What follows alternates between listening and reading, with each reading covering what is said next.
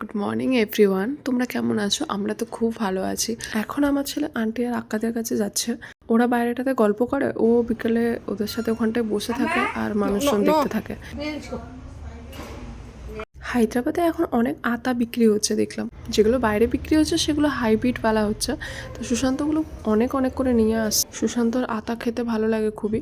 তো এরপরে আমরা গেছিলাম বেদান্তকে নিয়ে ওর চেক আপ করাতে। এমনি নর্মালি গেছিলাম, ওর মান্থলি যে চেক আপটা থাকে ওটাই অনেক দিন হয়ে গেছে, 1.5 মান্থ, তাই বাস রেগুলার চেক আপের জন্য নিয়ে গেছিলাম। তারপরে এসে এখানে চিকু আর আন্টির কাছেও বসেছিল।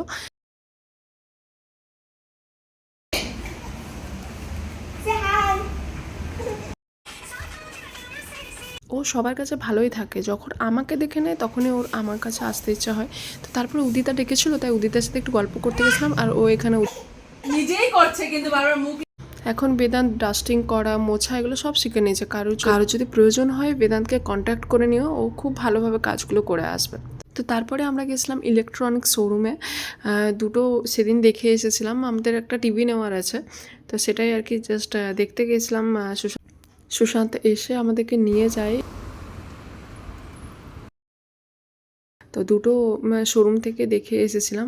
আমরা ভেবেছিলাম অনলাইনেই নেব, তারপরে মনে হলো যে না, সামনে থেকে একটু দেখা যাক। তো আমরা এতটাই কুড়ে আমরা সব কিছুই অনলাইনেই নেই। সব কিছু শপিং থেকে শুরু করে গ্রসারি আইটেম যা যা লাগে সব কিছুই আমরা অনলাইন থেকে নেওয়ারই চেষ্টা করি। মানে বেড নিয়েছি, আলমিরাও ভেবেছিলাম যে অনলাইনে নেব। তো এখন সুশান্ত এখন ডিসাইডই করেছে যে যাই নেব, ও অনলাইনে নেব না, আর সামনে থেকে দেখে নিলে একটু বেশি ভালো হবে।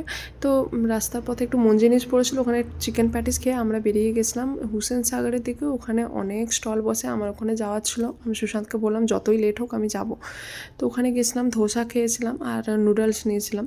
আর তখন বেদান্ত ঘুমিয়ে গেছিলো, তো সেখানে আমরা ডিনারটা করে নিয়েছিলাম সেদিনে।